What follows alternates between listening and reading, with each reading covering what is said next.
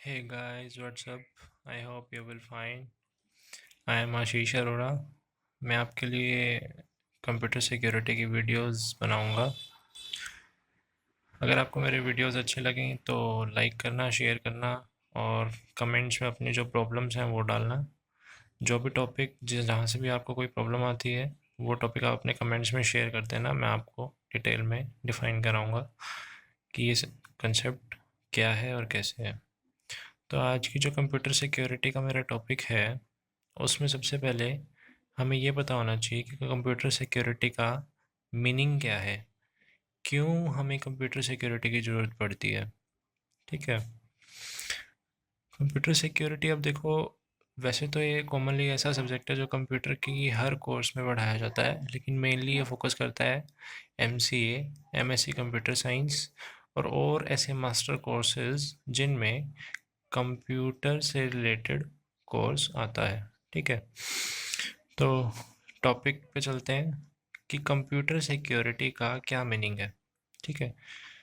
Computer, देखो सभी को पता है कंप्यूटर क्या होता है, और सिक्योरिटी मतलब हम किसी भी चीज़ को बचा के रखने के लिए अब बचाना किससे है, बचा कर रखना मतलब उसको डिस्ट्रॉय होने से बचाने के लिए जब भी हम कोई प्रिकॉशंस लेते हैं तो उसको बोलते हैं सिक्योरिटी।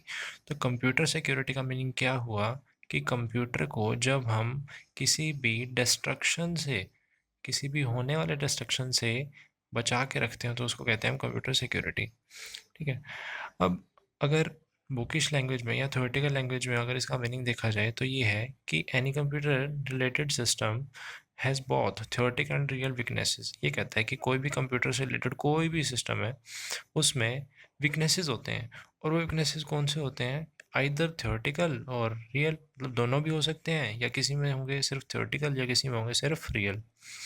तो ये कहता है कि यहाँ पे कंप्यूटर सिक्योरिटी का जो पर्पस है वो किस लिए है, कहता है to devise ways to prevent the weaknesses from being exploited.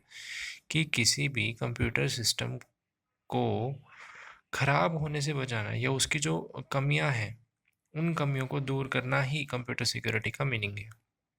ठीक है। अब इसमें कहता है कि जो उनकी वीकनेसेस हैं उनको ओवरकम करने के लिए हमारे पास दो तरीके होते हैं। पहला है सिक्योरिटी गोल्स, दूसरा है वल्नरेबिलिटीज़। अब जो हम सिक्योरिटी मेजर्स हम ले रहे हैं, मतलब जो सिक्योरिटी के गोल्स हैं वो क्या हैं, कहते हैं तीन तरह से होती है सिक्योरिटी गोल्स: कॉन्फिडेंशियलिटी, इंटीग्रिटी और अवेलेबिलिटी। ठीक है। और ये वल्नरेबिलिटीज़ क्या होती हैं, वल्नरेबिलिटीज़ या तो होंगी हार्डवेयर में या होंगी सॉफ्टवेयर में, और हार्डवेयर सॉफ्टवेयर दोनों, इन दोनों में नहीं है तो वो होंगी डाटा में। ठीक है। ये तीन तरह से वल्नरेबिलिटीज़ आ जाती हैं। वल्नरेबिलिटी को बोलते हैं कमियाँ, कि हमारे सिस्टम के अंदर क्या कमी है, क्या वीकनेसेस हैं। ठीक है। अब ये क्लियर हो गया कि सिक्योरिटी गोल्स और वल्नरेबिलिटीज़ होती हैं कंप्यूटर सिक्योरिटी को इम्प्लीमेंट कराने के लिए। नेक्स्ट हम आते हैं कि कंप्यूटर सिक्योरिटी में हम तीन इंपॉर्टेंट एस्पेक्ट जो है जो हमने पढ़ी है: कॉन्फिडेंशियलिटी, इंटीग्रिटी और अवेलेबिलिटी। इनको इन शॉर्ट एक्रोनियम फॉर्म में हम इसको CIA बोलते हैं। CIA मीन्स C से कॉन्फिडेंशियलिटी, I से इंटीग्रिटी और A से अवेलेबिलिटी। अब चलते हैं कि C का मीनिंग क्या होता है। देखो C क्या करता है, C ensures that computer related assets are accessed only by authorized parties. It also called secrecy और policy। ठीक है।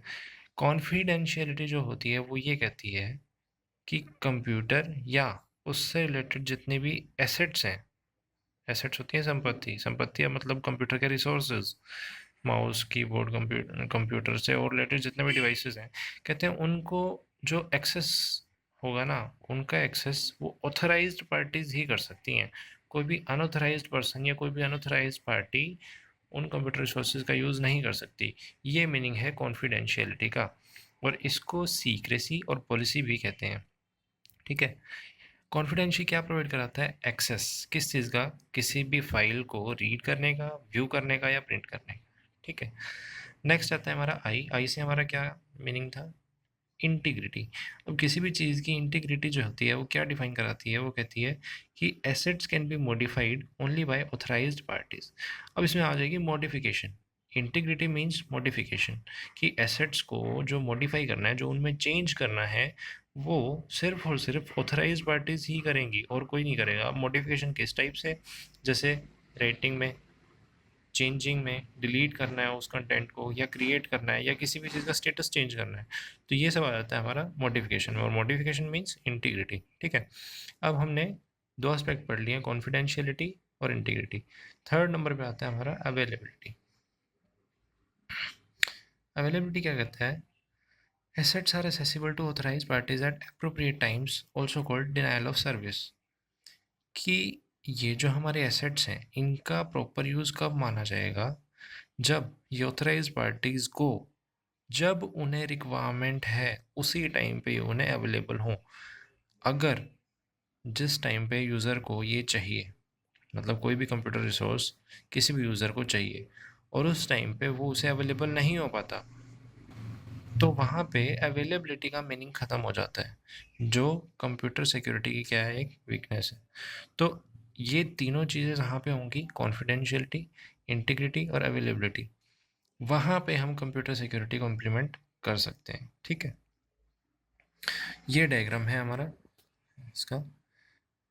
इस डायग्राम में ये इंश्योर करता है कि कॉन्फिडेंशियलिटी, इंटीग्रिटी और अवेलेबिलिटी ये तीनों मिलके ही सिक्योरिटी को इम्प्लीमेंट करते हैं। इनमें से कोई भी एक चीज़ अगर मिसिंग हो जाती है तो हम उसको सिक्योरिटी को इम्प्लीमेंट नहीं कर सकते। ठीक है, और ये वल्नरेबिलिटीज़ आपने पढ़ी ली है कि हार्डवेयर में होती है, सॉफ्टवेयर में होती है और डाटा में होती है। तो आज का मेरा टॉपिक इतना ही था गाइस। कुछ भी आपको समझ में ना आया हो तो आप कमेंट्स कर सकते हैं, और मेरी इस वीडियो को आप लाइक करो, शेयर करो और सब्सक्राइब करो अगर आपको मेरा वे ऑफ टीचिंग अच्छा लगता है तो, ताकि मैं आगे और वीडियोस बनाने के लिए मोटिवेट हूँ।